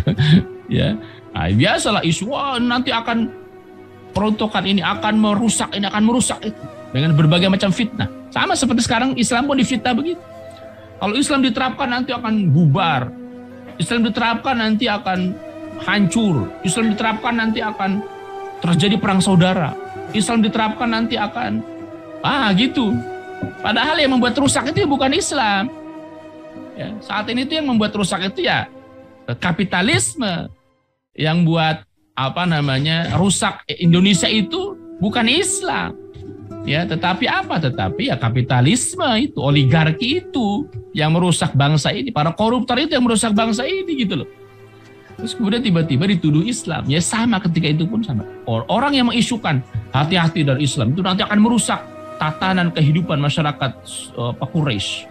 Pak Umar itu orang yang paling terdepan ketika berhubungan dengan masalah yang merusak tatanan sosial ketika Umar belum tahu gitu ya, ketika Umar belum paham gitu. Ternyata Oh, yang merusak itu ya justru tatanan jahiliyah itu, gitu. Ya, sama seperti orang sekarang dianggapnya Islam merusak, Islam ini kalau Islam diterapkannya begini. Itu isu-isu sebagaimana dulu Umar juga terkena semacam paham itu, isu itu gitu. Sangat fanatik sekali terhadap Quraisy gitu. Nah, saat itu di Mekah memang memiliki posisi yang sangat strategis di kalangan bangsa Arab. Di kota itu dapat rumah tua, ini Baitullah Ka'bah, yang selalu dikunjungi orang-orang Arab. Hal ini membuat suku Quraisy memiliki posisi strategis di kalangan Arab dan menjadikan Mekah memiliki kekayaan spiritual dan material. Hal ini pula menjadikan Mekah menjadi maju dan berkembang. Itu karena apa? Karena ada Ka'bah. Oleh karena itu orang-orang kaya Mekah menentang keras agama baru ini, agama Islam ya, dan menyiksa orang-orang lemah yang memeluk Islam. Umar termasuk di antara penduduk Mekah yang paling kejam terhadap orang-orang lemah yang mengikuti agama Islam. Kenapa? Karena karena tadi ini pertahankan tradisi tadi. Ya, di Mekah itu dengan Ka'bahnya itu kan menjadikan orang-orang Quraisy itu orang-orang yang sangat terpandang. Gitu ya. Apa jadinya nanti kalau begini? Apa jadinya nanti dipandang orang kalau begitu gitu. Ya. Nah, itu makanya Umar itu sangat keras terhadap siapapun orang-orang yang dianggapnya itu merusak tatanan kehidupan masyarakat Quraisy pada saat itu gitu ya. Maka Umar sangat keras tuh diantara terhadap orang-orang yang memeluk Islam ya, terhadap orang-orang lemah itu Umar sangat keras gitu. Umar termasuk orang yang paling keras dan kejam serta paling berani menghadapi kaum Sabi, yakni yang meninggalkan kepercayaan luhur, menyembah berhala. Sikap kerasnya dan cepat naik darah itulah yang membuatnya sampai berlebihan dalam bertindak keras itu. Ketika itu umurnya belum mencapai 25 tahun. Usianya yang masih muda itu jugalah yang membuatnya begitu fanatik dengan pandangannya sendiri itu. Sikap demikian itu sejalan pula dengan bawaan yang kasar dan tegar. Ia memerangi mereka meninggalkan penyembahan berhala tanpa kenal ampun, juga mereka menghina berhala-berhala itu. Luar biasa. Pokoknya yang menghina berhala-berhala berhadapan dengan Umar. Gitu ya. Siapapun orang yang keluar dari menyembah berhala, ya, orang yang meninggalkan penyembahan berhala berhadapan dengan Umar. Itu Umar keras sekali, ya, luar biasa gitu. Itu karena apa? Karena fanatisme Umar yang luar biasa berlebihan ya terhadap Quraisy itu, gitu. Ya. Nah, Umar juga ya, tidak sebagaimana Abu Bakar As-Siddiq ya, Umar ini adalah orang yang kemudian memiliki kepercayaan tentu terhadap berhala gitu ya. Misalnya pada satu sore Umar ya ketika bercakap-cakap dengan teman-temannya di pasar Ukaz itu, ya, itu samar-samar dia melihat ada penunggang kuda yang memacu kuda sangat cepat. Ya, Umar berteriak, demi Lata dan Uzza, sungguh kagum aku melihat kepandaiannya menunggang kuda itu. Nah, ternyata yang dilihatnya itu adalah Zaid bin Amr, sepupunya Umar. Ya, semoga Uzza mengampuni sepupumu, wahai Umar. Yani sepupunya Umar itu Zaid bin Amr yang berkata dalam syairnya, tidak ada Uzza maupun kedua putrinya yang kupercayai, tak ada berhala-berhala Bani Tasim yang kuikuti. Adakah satu Tuhan yang kuanut ataukah 1000 Tuhan apabila masalahnya sudah berpilah-pilah? Jadi saudaranya, temannya itu bilang, itu yang nunggang kuda itu Zaid bin Amr, sepupumu. Dia pernah bilang nggak percaya terhadap berhala-berhala itu, Uzza dan seterusnya. Apa respon Umar? Celaka dia sudah ingkar, Uzza tidak akan mengampuninya, kata Umar. Ini dia tahu ya, Zaid bin Amr dia termasuk salah seorang yang kemudian dia masuk surga karena Zaid bin Amr itu adalah orang yang menganut agama Millah Ibrahim. Jadi sebelum Rasul SAW diutus, dia sudah meninggal, sudah wafat gitu. Sebelum Rasul SAW diutus, ya, tetapi dia tidak mau nyembah berhala, dia nggak mau mengorbankan sesuatu untuk berhala. Ya, Zaid bin Amr itu demikian. Ya, maka dia walaupun dia belum sempat masuk Islam, tetapi kemudian Rasulullah SAW mengabarkan bahwa Zaid bin Amr itu masuk Islam. Nah, Umar itu padahal sepupunya Umar ini, Zaid bin Amr sepupunya Umar. Ya, ketika Zaid bin Amr nggak percaya terhadap Lata, Uzza, terhadap berhala, maka Umar mencelaknya. Celaka dia, kata Umar. Dia sudah ingkar, Uzza tidak akan mengampuninya. Itu ketika Umar masa jahiliyah. Gitu. Ya, Umar juga sangat gemar khamr, ya, dan perempuan. Seperti pemuda dan laki-laki lain di Mekah, Umar gemar sekali minum khamar, minum keras, sampai berlebihan, bahkan barangkali melebihi yang lain. Juga waktu mudanya itu tergila-gila kepada gadis-gadis cantik, sehingga para penulis biografinya sepakat bahwa dia ahli minuman keras dan ahli mencumbu para perempuan. Tetapi demikian itu memang sudah menjadi kebiasaan masyarakat Arab di masa itu gitu. Penduduk Mekah memang sangat tergila-gila pada minuman keras, ya. Dalam suasana mabuk mereka merasa sangat nikmat. Perempuan-perempuan hamba sahaya milik mereka menjadi sasaran kenikmatan mereka, juga mereka yang di luar hamba sahaya, ya. Jadi ya ini lagi-lagi di luar ketika masa jahiliyahnya Umar bin Khattab. Dan Umar pun menjadi pembenci Islam, pernah membenci Islam dan kaum muslimin. Ketika Allah mengutus Muhammad SAW kepada masyarakat agar mengajak mereka ke jalan dan agama yang benar, maka setelah Islam mulai tersebar tuh, penduduk Mekah yang fanatik terhadap penyembahan berhala mulai menyiksa kaum du'afa, orang-orang kecil yang masuk Islam, orang-orang lemah yang masuk Islam, ya, dengan tujuan supaya mereka kembali kepada penyembahan terhadap berhala. Dan Umar itu menjadi salah satu di antaranya. Umar itu menjadi laki-laki Mekah yang paling keras menentang, memerangi ajaran ini, ajaran Islam, serta berusaha mengancam mereka menjadi pengikutnya. Jadi karena tadi gitu, Umar itu sangat fanatik Quraisy gitu, menganggapnya Quraisy sudah mapan, ini tatanan kehidupan sudah harga mati gitu, ya. Maka dia sangat mati-mati mempertahankan sistem sosial dan politik yang ada di Quraisy gitu. Ibnu Hisham menuturkan bahwa suatu hari Abu Bakar melihat Umar sedang menyiksa seorang budak perempuan supaya meninggalkan Islam. Demikian rupa ia menghajar hingga ia menjadi bosan, ya. Jadi Umar itu kalau nyiksa sampai dia bosan, karena sudah terlalu banyak mukul. Saat itulah kemudian ditinggalkan oleh Umar sambil berkata, ketika udah bosan Umar ditinggal. Aku maafkan kau, kutinggalkan kau hanya karena aku sudah bosan nyiksa gitu. Hamba saya itu menjawab, itulah yang dilakukan Allah kepadamu. Maksudnya apa? Akan menyiksa, ya, sampai bosan lah, kira-kira begitu. Kemudian hamba saya itu dibeli oleh Abu Bakar lalu dibebaskan, ya. Jadi berapa yang kemudian disiksa, ya, termasuk oleh Umar dan seterusnya, itu kemudian dibebaskan oleh Sayyidina Abu Bakar As-Siddiq radhiyallahu anhu. Perlawanan Umar terhadap Muhammad SAW dan dakwahnya bukan karena fanatik atau karena tidak mengerti. Kita sudah tahu dia termasuk penduduk Mekah yang paling mantap dan paling banyak pengetahuannya. Dia pun sudah mendengar kata-kata Muhammad yang dipandangnya baik.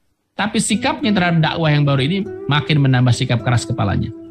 Makin menjadi-jadi menyiksa dan menyakiti kaum muslimin yang jatuh ke tangannya, sehingga mereka benar-benar merasa tersiksa karena tindakannya yang begitu keras kepada mereka. Menurut Umar, langkah Nabi Muhammad SAW yang hanya akan merusak dan menghancurkan tatanan kehidupan di masyarakat di Mekah. Gitu. Dia lebih menyukai Mekah dengan tata tertibnya serta penduduk yang hidup tenang, ya, daripada Muhammad dan dakwahnya yang ternyata memecah belah persatuan Quraisy dan menginjak-injak kedudukan tanah suci. Itu persepsinya orang-orang jahiliyah saat itu gitu. Dianggapnya Rasulullah SAW itu memecah belah persatuan Quraisy gitu. Dianggap, oh kita udah tenang nih, datang agama baru, oh nanti akan merusak ini, merusak itu dan seterusnya. Ya, Umar terprovokasi dengan isu tersebut gitu. Ya, padahal ketika dia memeluk Islam, wah luar biasa dia. Begitu mengetahui begitu indahnya Islam, maka dia adalah orang yang paling memusuhi jahiliyah itu, ya, Masya Allah.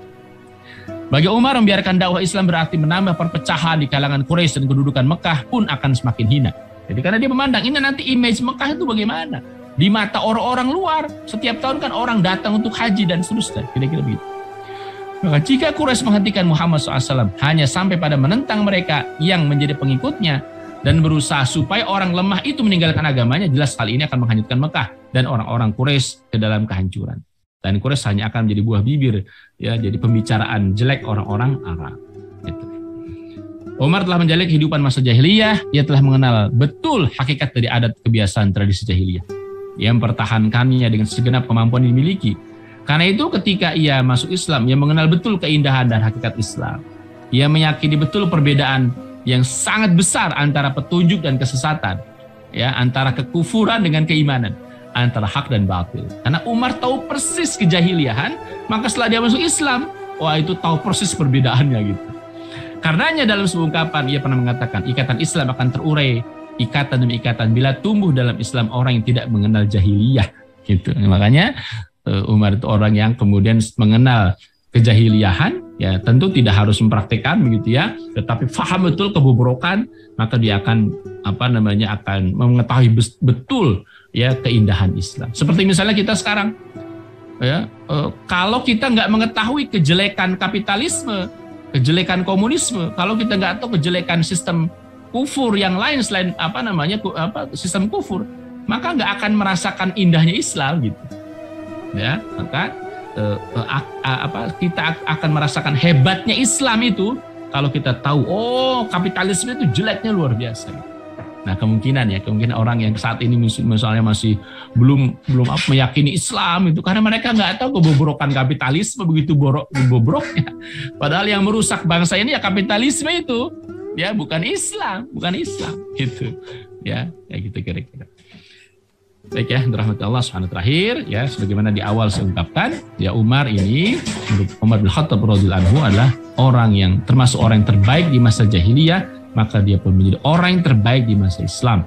Ya, baik semasa jahiliyah apalagi selama Islam, Umar menjadi salah satu sosok terbaik di antara para sahabat Nabi Muhammad sallallahu alaihi wasallam.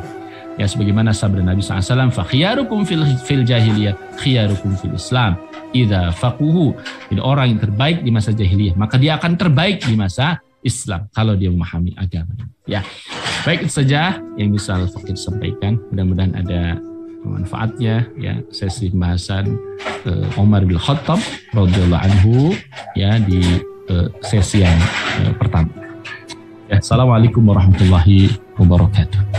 Waalaikumsalam warahmatullahi wabarakatuh. Masya Allah, luar biasa apa tadi yang disampaikan oleh guru kita terkait dengan kisah ataupun sejarah terkait dengan sahabat mulia Umar bin Khattab di masa jahiliyah.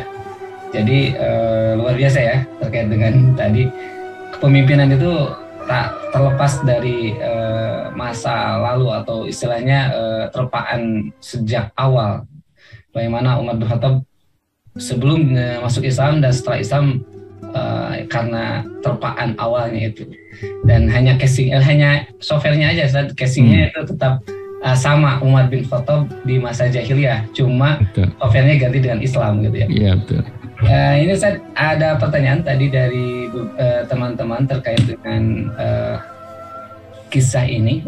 Ini adalah di Zoom. Bagaimana Ustaz katanya terkait dengan orang-orang Arab itu bisa menghafal nasab gitu. Kalau di Indonesia itu hanya sampai 3 juga kadang-kadang sudah lupa. Ini tipsnya atau ada kebiasaan seperti apa di masa jahiliyah ataupun sekarang apakah masih seperti itu Ustaz? Silakan. Ya, baik ya. Nah ini salah satu tradisi Quraisy ya, atau tradisi orang-orang Arab pada umumnya yang memang sangat baik gitu. Yakni mereka mengetahui betul nasab. Kenapa? Karena mereka itu sangat memandang penting keturunan. Itu masalahnya. Ente keturunan siapa gitu. Nah, paham ya? Gitu. Jadi karena orang dulu itu sangat membanggakan keturunan. Makanya dia harus tahu, ini kakek saya siapa, ini saya siapa, ini saya siapa, ini siapa, terus gitu sampai ke siapa gitu. Nah, orang sekarang itu nggak begitu memperhatikan keturunan. Di samping lagi Kang itu sekarang kan udah rusak itu. Sistem nasab gitu udah rusak. Betul. Ya, misalnya dengan perzinahan. Ya, ini anak siapa, bapaknya siapa, udah nggak jelas. Jangankan ketiga Kang Ai tadi saya bilang kakek, buyut, ya umpi misalnya. Jangka wareng. Ini bapaknya siapa aja dia nggak tahu. Saya nggak tahu ini bapak saya siapa. Yang saya sering tahu, ibu saya sering datangin oleh 7 orang laki-laki. Ada berkesaksian begitu. Jadi ya kita itu udah rusak betul tatanan kehidupan. Nah, orang-orang Arab itu walaupun di sana banyak perzinahan, tetap ya mereka tuh sangat memperhatikan tuh nasab itu. Kenapa? Alasannya karena mereka itu adalah orang yang membanggakan nenek moyang. Itu alasannya begitu. Jadi mereka itu orang yang sangat membanggakan nenek moyang, makanya mereka merasa penting nenek moyang siapa.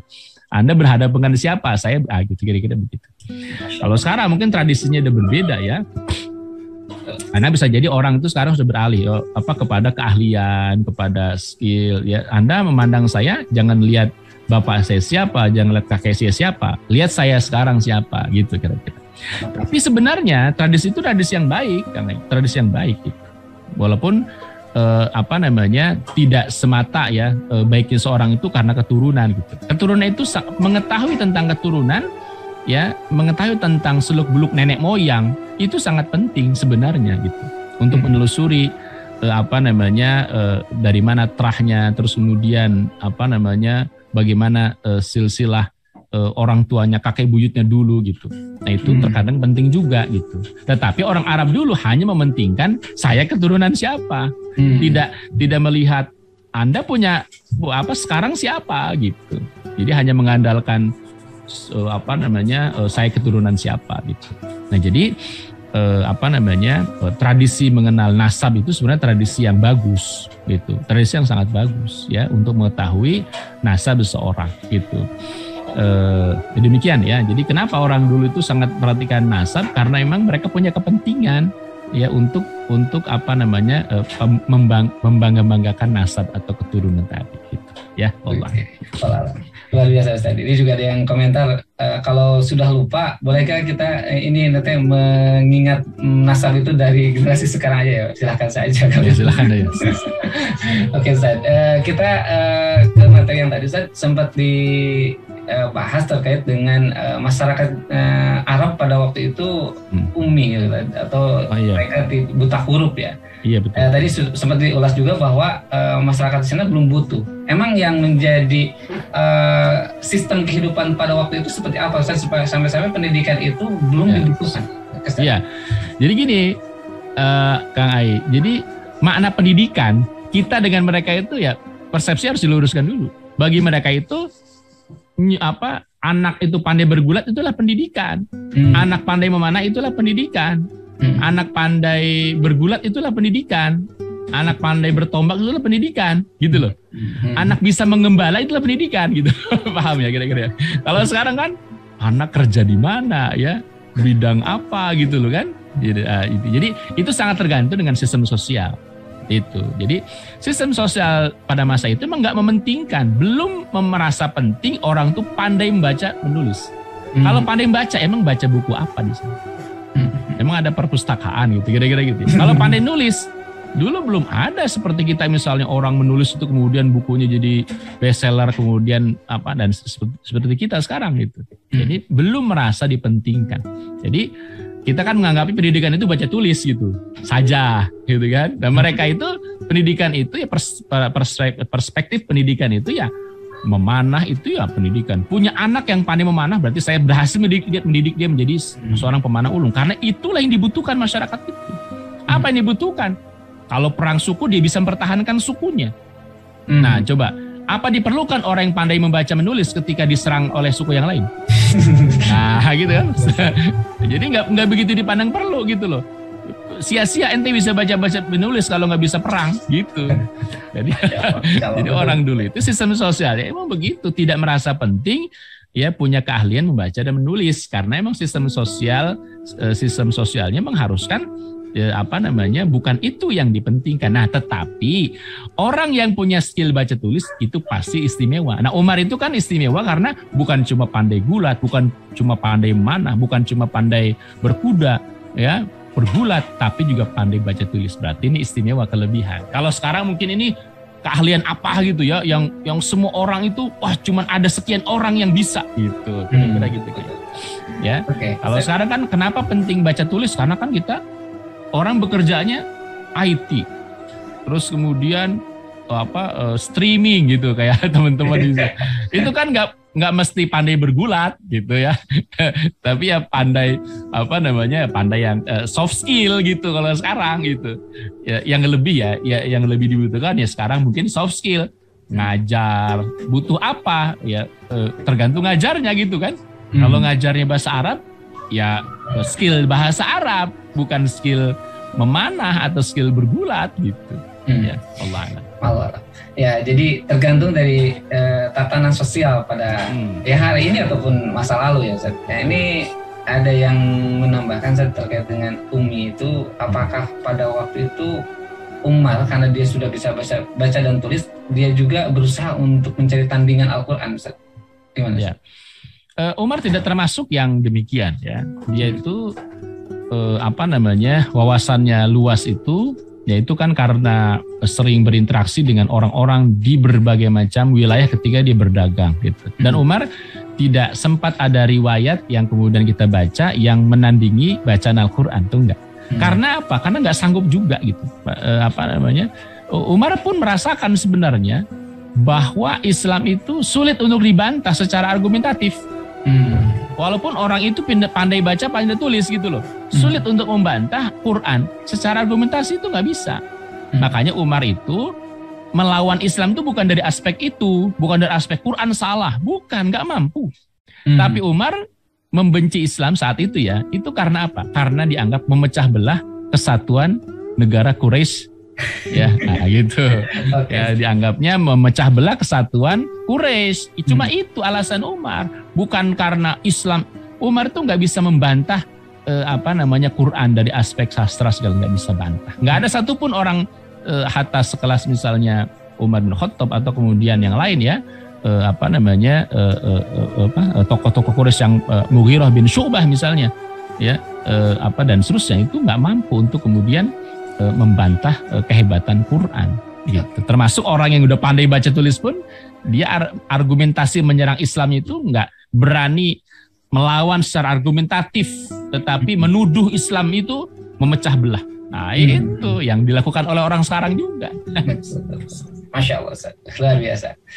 Ini sedikit Ustaz ke sejarah terkait dengan ini populer ya, terkait dengan tadi Ustaz juga sudah mengulas bahwasanya Umar bin Khattab itu pernah mengkubur anak perempuannya. Tapi kalau tadi sudah bukan terbantahkan, ini agak sedikit ini ya berseberangan dengan tadi apa yang dijelaskan Ustaz, bahwa emang anak perempuannya itu Hafsah atau Ummul Mukminin itu masih ada. Atau seperti apa Ustaz? Ya, memang ada beberapa keterangan ya, ada beberapa kisah lah yang kemudian beredar juga. Makanya saya tidak cantumkan di sini karena dari beberapa kitab yang saya baca gitu ya, dari Profesor Muhammad Ali As-Salabi atau kemudian misalnya Husin Haikal yang membahas khusus tentang biografinya Umar, itu nggak membicarakan itu sama sekali gitu. Jadi nggak bicara Umar pernah membunuh anak perempuan, yang nggak pernah. Atau misalnya kisah Umar pernah memakan berhalanya gitu ya, yang terbuat dari manisan, itu juga saya tidak temukan gitu. Makanya saya tidak cantumkan itu dalam pembahasan ini gitu ya.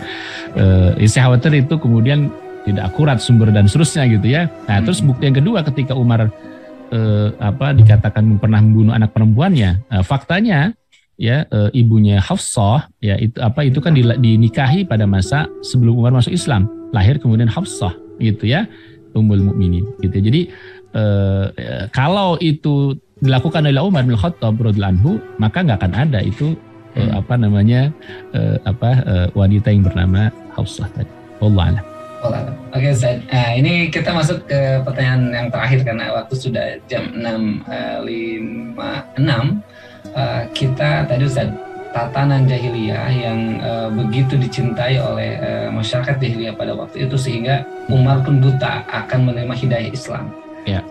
Dikaitkan dengan posisi hari ini Ustaz, yang lebih dominannya itu seperti apa Ustaz? Mungkin Ustaz bisa lebih menggambarkan. Tadi sudah diulas sebenarnya Ustaz. Silakan. Ya. Jadi sebenarnya kejahilian dulu dengan sekarang itu beda-beda tipis gitu. Hanya sarana prasarana aja yang berbeda gitu.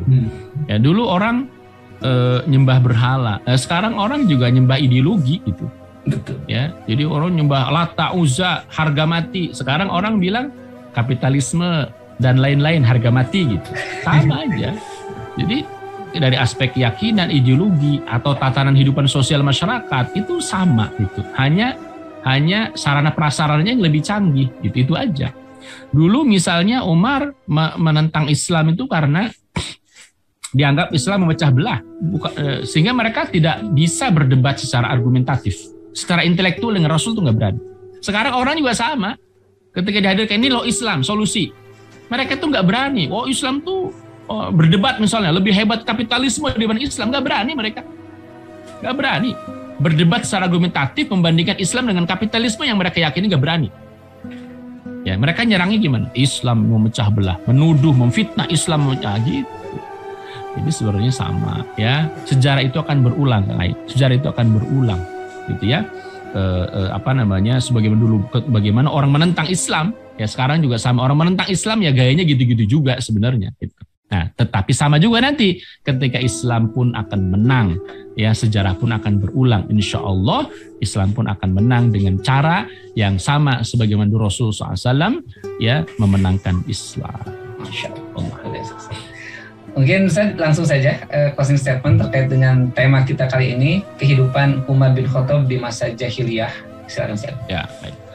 Terus kan rahmati Allah Subhanahu wa taala dalam hadis Nabi SAW seperti yang saya bacakan tadi, khiyarukum fil jahiliyah khiyarukum fil Islam. Ya. Dia orang yang terbaik di masa jahiliyah, maka dia akan terbaik juga pada masa Islam kalau dia faham agama. Kata kuncinya apa? Belajar tentang agama. Itu yang paling penting. Sekarang kan banyak misalnya tren orang-orang hijrah atau orang-orang masuk Islam, ya. Itu akan jadi sia-sia kalau mereka nggak belajar Islam. Umar menjadi hebat itu karena sungguh-sungguh belajar Islam. Ya, jadi nanti kita akan baca kisah berikutnya gitu ya, terkait dengan bagaimana kesungguhan Umar bin Khattab itu belajar tentang Islam. Di tengah kesibukannya, ya Umar itu tetap mementingkan bagaimana mempelajari ajaran Islam. Maka dia menjadi orang yang terbaik ya di masa Islam. Ya, jadi orang terbaik di masa jahiliyah, terpandang tokoh hebat ya, maka dia akan menjadi terbaik di masa Islam ketika dia betul-betul memahami agama ini.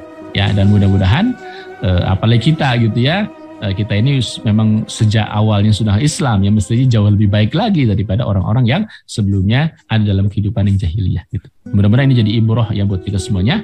Ini baru pertemuan pertama, insyaallah dua pekan berikutnya kita akan bahas bagaimana keislaman Umar dan peristiwa hijrahnya Umar.